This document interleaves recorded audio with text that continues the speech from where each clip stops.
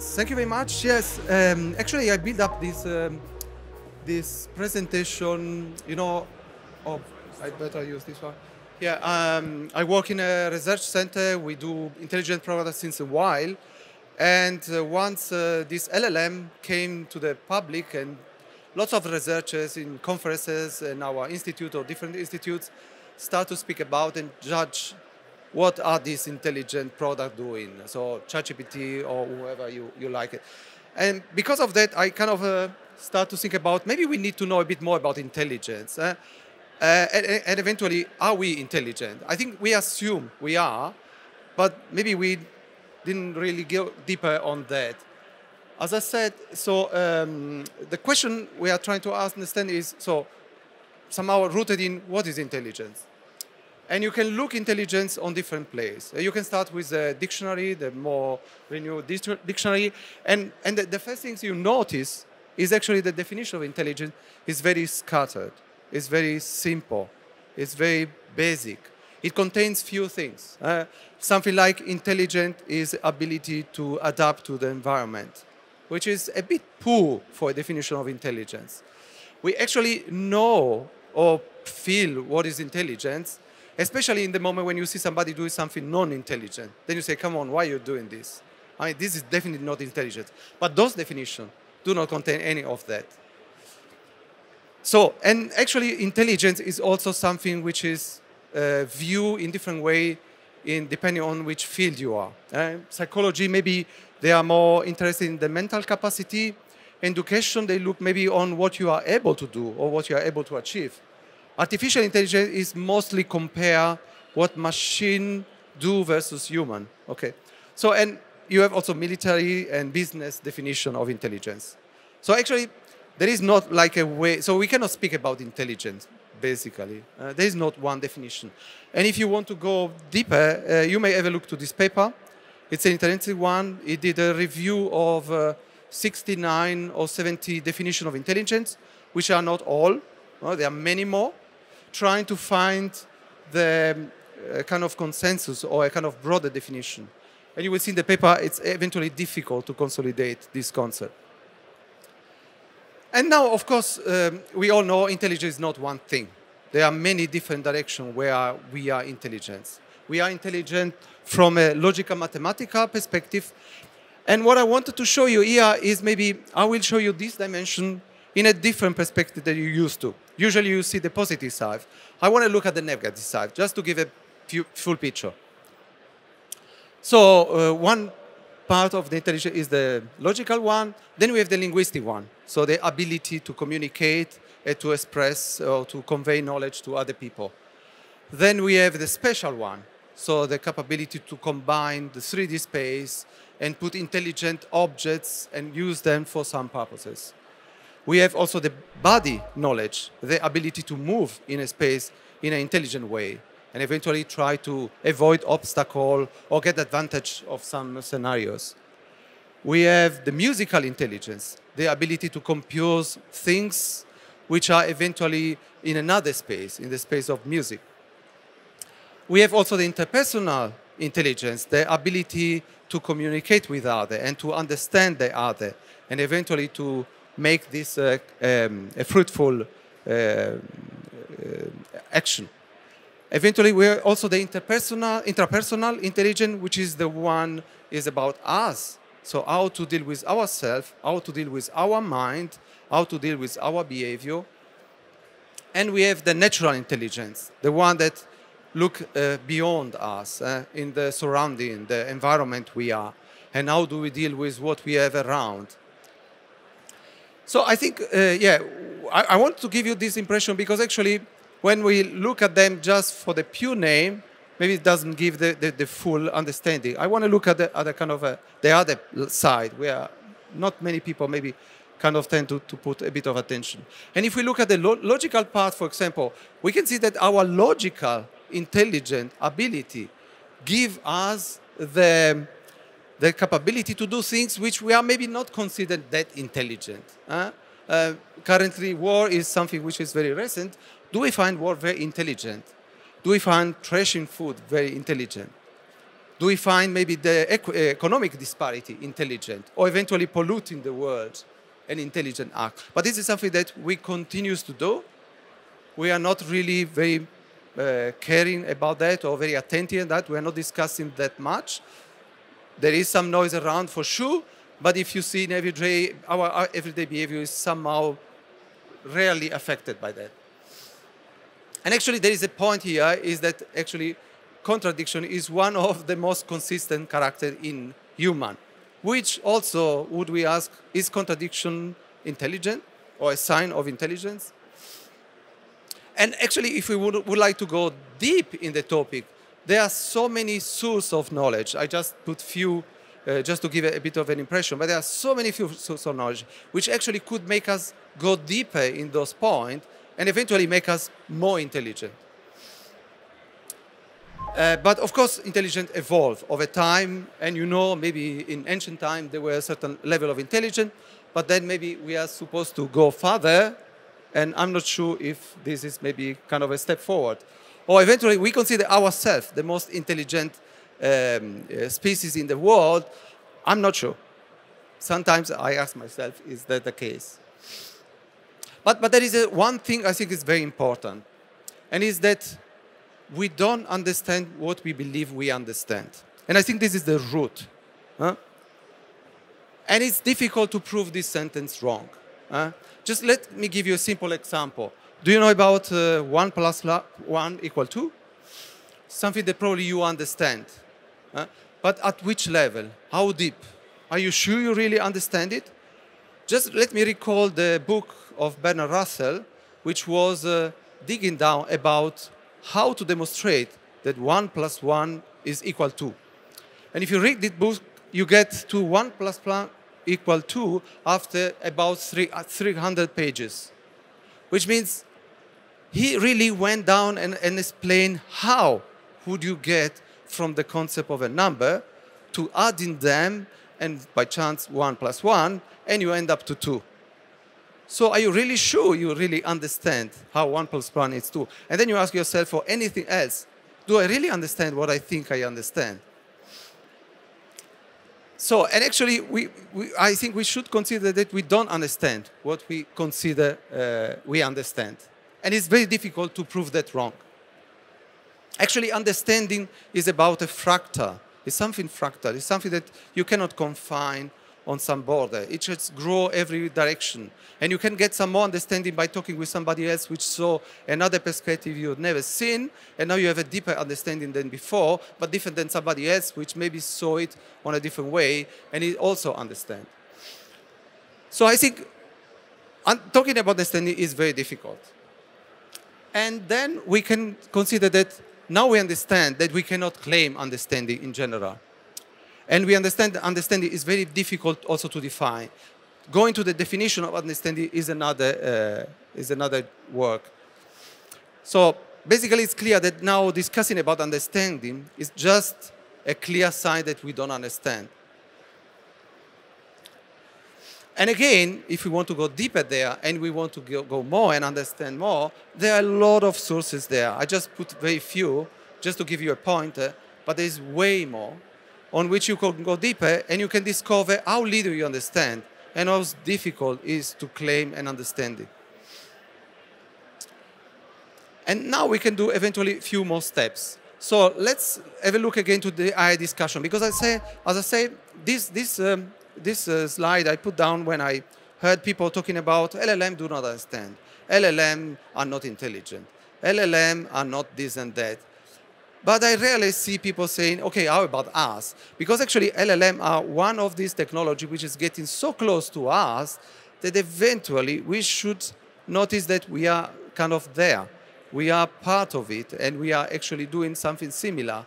How can we claim to something new that it does not do something without understanding that we also don't do the same?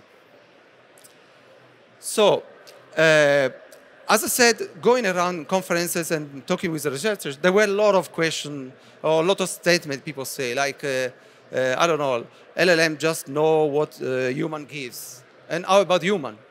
Human knows what human gives. We don't get anything from any other place. Or the other question like just let them just give out what you put in, which is the same for human. As a child, you get in so much and you get out what you got in. But maybe let us just focus on few of them. For example, one of the things was hearing a lot is, okay, ChatGPT do not understand. But I think now we know. Now we had a look to the understanding problem. I think it's very difficult to talk about understanding at first place, even from us. Another thing was, for example, ChatGPT is biased. Come on, has a lot of bias. But are you aware about the human bias? This is just a small diagram giving roughly about 180 bias, but we have many more. And this is something that affects our daily life. So every eventually hour, you are going through one of them. Every day, every year. And then we see some system which is taking our data and we say, come on, but it's biased. I think we should consider that. Another thing is, okay, now we see these intelligent products and we say, okay, but they should be trustworthy. They should be fair. They should be transparent. Are we? And basically the thing is, when we get the new technology, we project them way more than we are capable to. I noticed this when we were talking about autonomous driving car. I've been building a lot of prototype there. And immediately, as soon as we get something working, the people ask us, yeah, but it should have zero accident. Yeah, but it should follow the rule 100%. Are we having zero accident? Look at the statistics. Are we following the rule?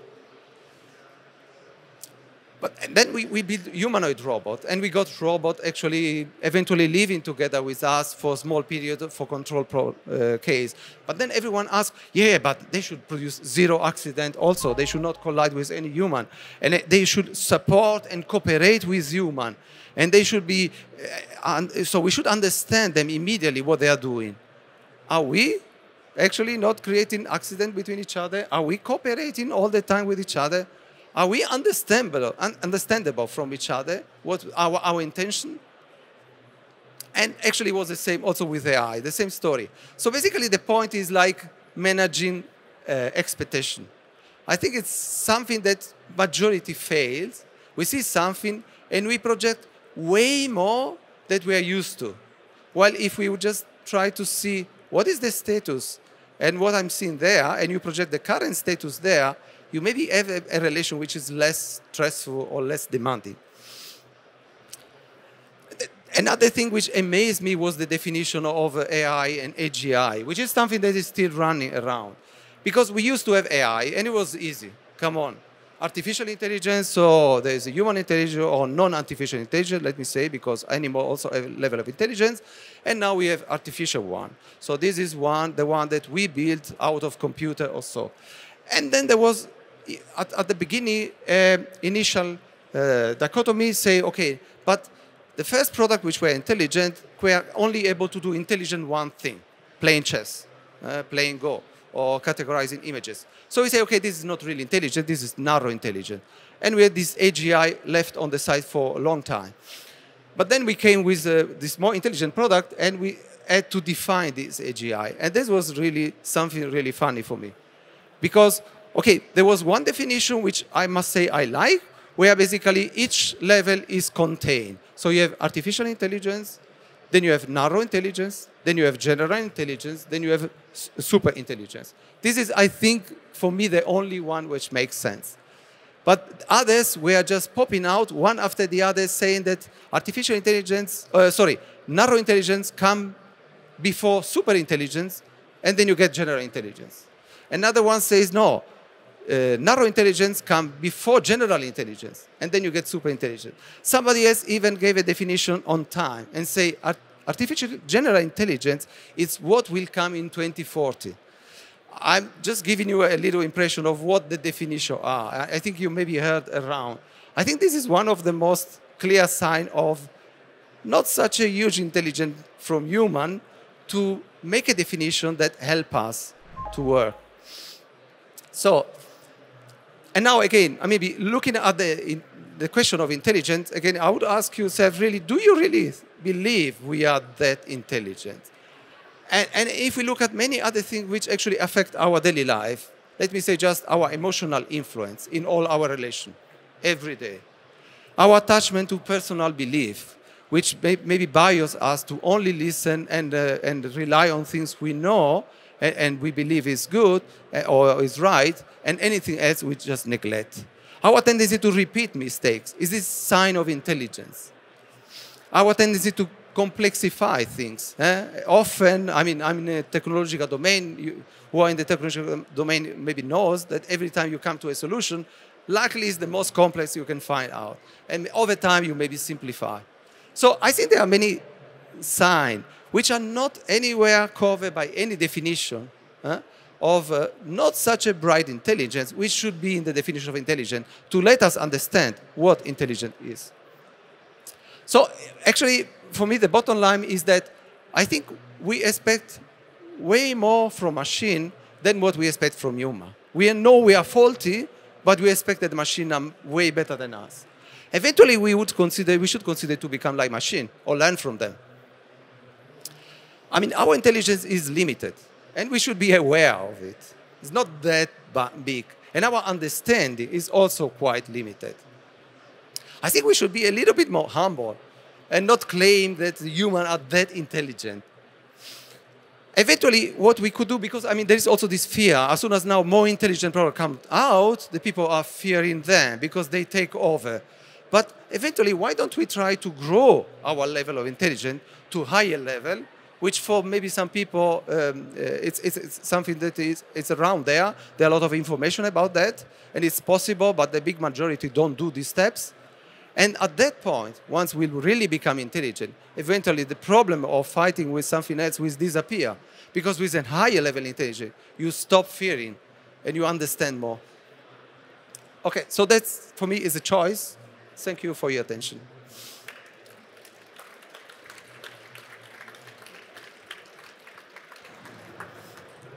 Questions?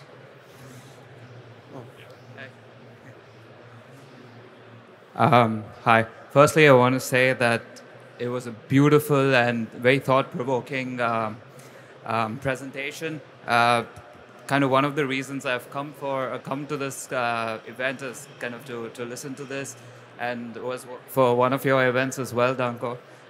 My question is, how can we quantify and know if they're intelligent or not? And let me just step back to the point of for example, in biology, like we, for example, do chimpanzees know that we are more intelligent than them? What perception do we have that we can say, okay, they are more or less intelligent? I mean, I'm completely on your side, where I kind of already believe they are way more intelligent. Right. But my question is, I don't think we have the realm, the dimensions to even understand in our human perception of space and time or whatever that they are more intelligent in some way. And it really hit me when, I mean, of course, your topic as well, but when the winner of the physics Nobel Prize, Geoffrey Hinton, he was involved in this, and he's kind of already telling people that we won't even realize, like, and his statement was that in biology we have never seen a lesser intelligent species controlling a more intelligent species. Right. And he's a bit of on those lines, but yeah, what are your thoughts about how can we even quantify? Where do we even start? Yeah, actually, I think it's one of those things which is very difficult, and I think we are slowly realizing we cannot really measure intelligence. You have these IQ tests, but they are not really a measure. They are just a made-up dimension among the different dimensions we saw before to measure certain capability. But you can learn them, and you can supposedly be intelligent, but it's not the point. I think we don't have the tool, and we did not spend the time to really define the intelligence, and understand what are the dimensions and how can you measure this dimension. I mean, especially also with animal, let me say, we are discovering just recently how intelligent animal we consider very stupid, how intelligent they are, and what are their capability. So I think it's still a long way. And eventually at some point AI will tell us how these animals are intelligent and maybe we not. More questions? If I understand it you correctly, you have an idea of some super artificial intelligence to rule the world. For example, that one artificial president for all countries, but we cannot even comprehend how smart and intelligent this super intelligence will be. So, is it not dangerous to think that some super artificial intelligence will use some methods to rule humanity? Do you understand what I'm saying? Yeah, actually, I would ask you the same question if you would be, try to think about you are a dog. Are not human a little bit dangerous for you? Danger for you? Think about you are a squirrel in the forest. And those human comes there and just destroy everything and put a road or maybe build a city where you used to live. Don't you think that humans are kind of a danger for you? So I think until there is a difference between understanding, you feel this dangerous. But if we as human, unless then instead of animal, have the capacity or have a higher capacity of develop our intelligence. And this is where I think we are just doing wrong, that we should develop our intelligence to higher level, which are available, which you have a lot of documents about that. You just have to read them all. And then actually this danger disappear because you feel the threat as long as you don't understand. But as soon as you are able to understand, then this fear actually disappears. And eventually you even develop an understanding. Eventually if AI would say, you know what, I have to exterminate human because you guys polluting there and Earth will die. And we'll understand, oh, you're right, just get us off. Okay, thank you. Scary. It's her turn. Thank you. It was a great presentation. Just one quick check. On your slide, there was a mention of the ChatGPT is biased. Yeah. Could you throw some lights on it? Because I have read some articles, the abstracts published by different publishers and all. Yeah. So want to know your thoughts of writing that statement there. Basically the bias discussion comes from the data collection, which is used to train those systems. And there's a kind of, several years ago, people used to train this intelligence system with data. Let me say that you would call it bias in the sense was not representing the full amount of data available around. And then the people start to say, okay, you are training intelligence system, but you're biasing them because the data you provide them is too small, is not representative for what is the knowledge around. Nowadays, with ChatGPT and LLM, this cannot be said anymore because they are basically using everything around, every knowledge that we have. Now this problem, actually, let me say, is disappearing because they are reading what you read, what your children have been reading, what our parents have been reading. So this bias effect disappear because now they are nearly know all what you know, eventually more, but we consider them, again, bias saying they have been trained on some data. But now this data is so big that it's the same data as we are trained. And this is why this discussion about bias lose meaning. Because we are also biased, and we have a lot of bias, and we have a lot of very limited knowledge. So actually, I would tend to think about, how about fixing our bias first, which are very big now compared to this technology. It's me? Yeah. Okay, thanks. Many thanks for your presentation. It was very interesting. I have a follow-up question on the bias. I think I agree with you that humans have lots of lists of bias, and we live with that every day. That is true. However, the comparison of human bias and AI bias is, I think, inherently problematic. Why? Because I mean, obviously, some people are more biased than others, right? And we have distribution of bias when it comes to humans. I might be biased, and the power I have to influence is the very few people that are around me. Correct. Whereas when machines are biased, they have access to millions of people. ChatGPT, for example, has access to 180 million people. And when it's biased, it has this power that it can ruin 180 million people at once. And so, actually, machines should be and necessarily be less biased than humans. That's what we should work for. Absolutely.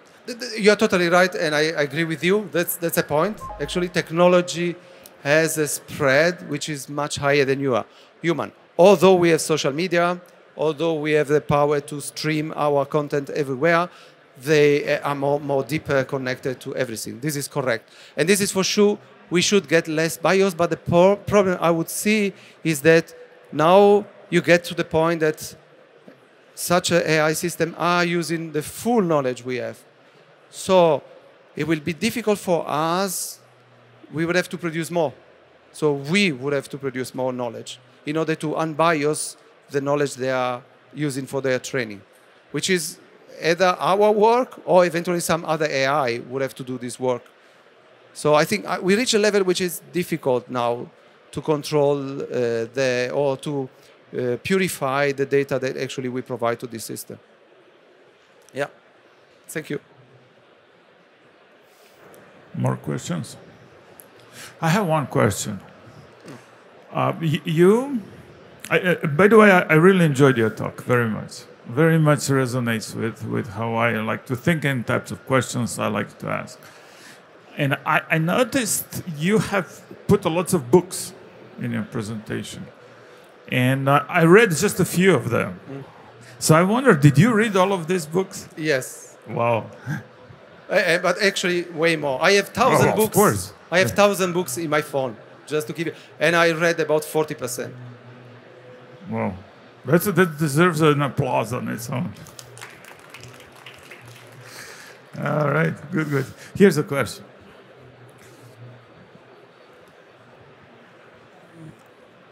Thank you for your presentation. So permit me to push back a little bit, just to play like the devil's advocate. Sure. I understand the logic. If you can just take to the slide, your concluding slides, where you made the last statement. Yeah. So I understand these are your personal views. Yeah. Quite rightly. But I paint a scenario. Humans built this building with ions. We built machines. Yeah. Does it then mean that that machine is stronger than us? Or we are stronger than the machine? So why I'm saying this, I will just finish my statement. Why I'm saying this is that we can build a system that overwhelms us or outdo us in that particular subject matter. For example, strength. We build machines that are heavier, stronger than us. Okay? But does that then make ourselves to then say this machine we have built, we are not as strong as this machine, just to say that something else is stronger than us? My point is, what I get from your message is that humans should have to sit in that perception and say, let's give way. Something can be more intelligent than us. Because we built this thing. I mean, that's for sure. And actually, this is definitely a sign of intelligence that we are able to build. But this is rarely a sign of intelligence of one person. It usually is a community, and it's not constant. It happened one time, and then it goes. But I would not be afraid about that. And actually, my point is not really like, okay, we are not that intelligent, they will be more intelligent. Rather than there is a gap we don't fill. There is a lot of knowledge we don't use. And we can be way more intelligent, way more intelligent. by using the knowledge we have around, which is another sign, another spot which has been done by some people and just left there and left aside. And actually, we can grow our intelligence. We are using very little of our potential, okay? Really very little. It's just by reading and watching intelligent content, you can increase your level of intelligence to level that eventually you cannot dream. And there are few people around you can search which are able to do that. And you see the complete different approach toward anything. And this is my point.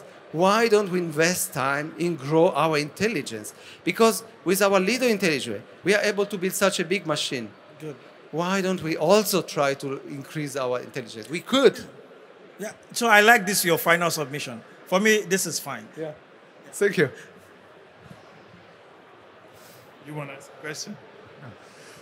Anybody else have a question? No. Okay, so thank you once again. It was excellent talk.